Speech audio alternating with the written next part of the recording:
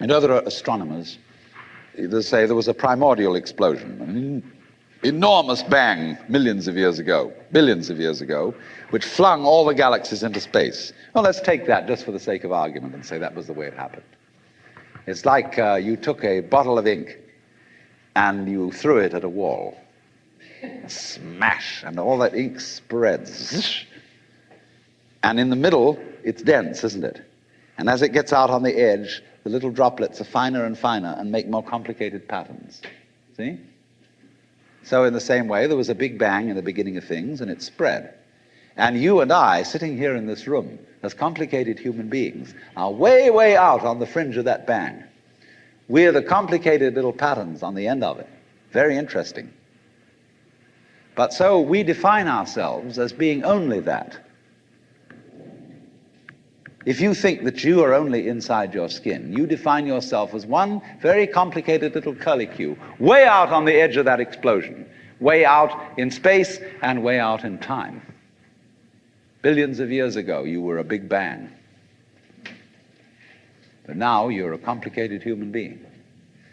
And then we cut ourselves off like this and don't feel that we're still the Big Bang. But you are. Depends how you define yourself.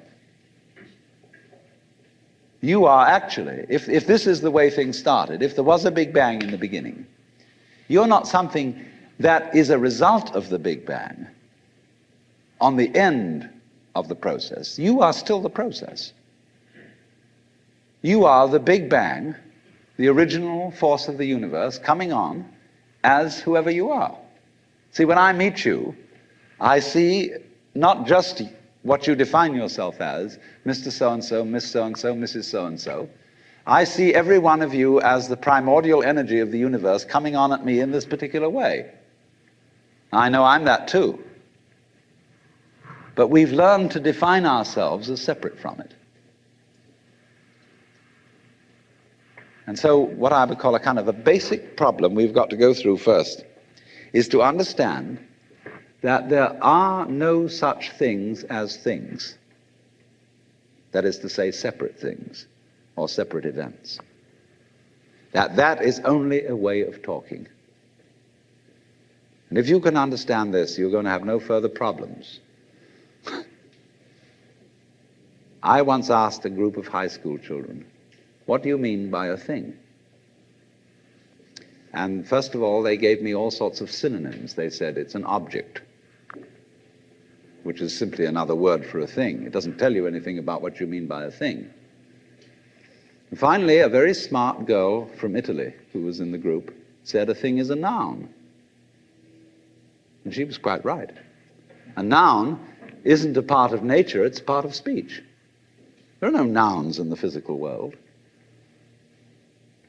There are no separate things in the physical world either. See, the physical world is wiggly.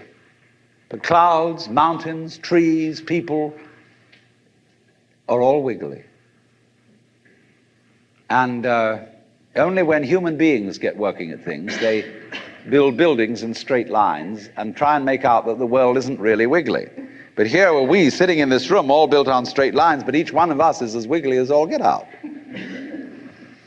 Now then, when you want to get control of something that wiggles, it's pretty difficult, isn't it? You try and pick up a fish in your hands, and the fish is wiggly and it slips out. What do you do to get hold of a fish? You use a net.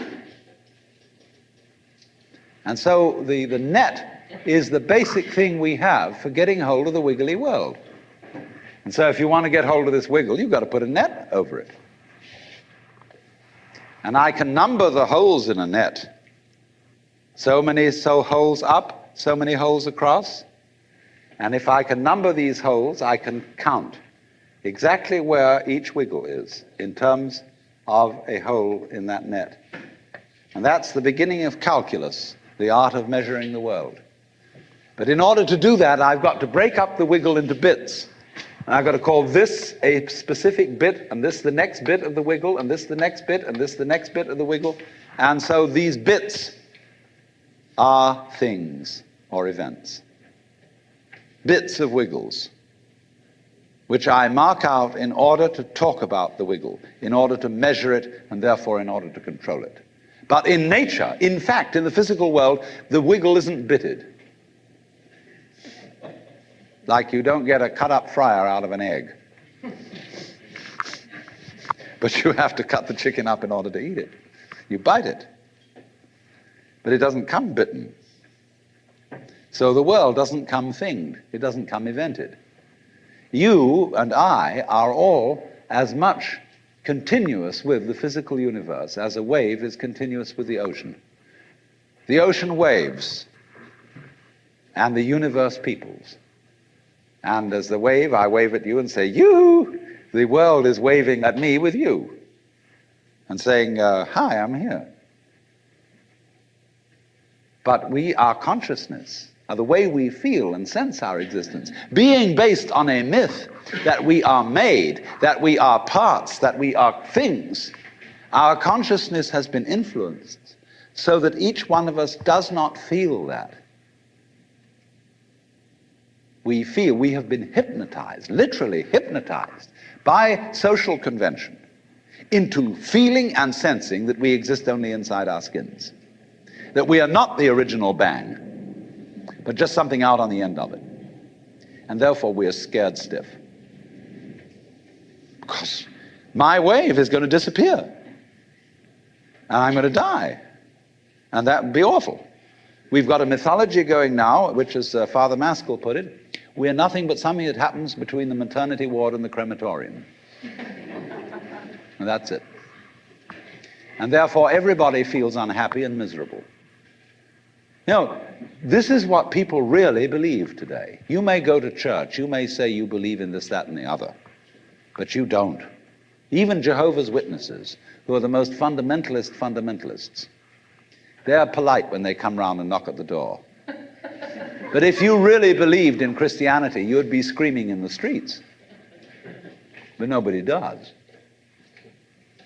You'd be taking full-page ads in the paper every day. You would have the most terrifying television programs. The churches would be going out of their minds if they really believe what they teach. But they don't. They think they ought to believe what they teach. They believe they should believe, but they don't believe it, because what we really believe is the fully automatic model. And that is our basic, plausible common sense.